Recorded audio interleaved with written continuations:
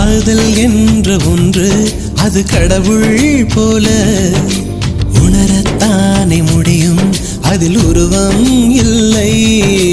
காயம் கண்ட இதயம் ஒரு குழந்தை போல வாயை மூடி அழுமே, சொல்ல வார்த்தை இல்லை.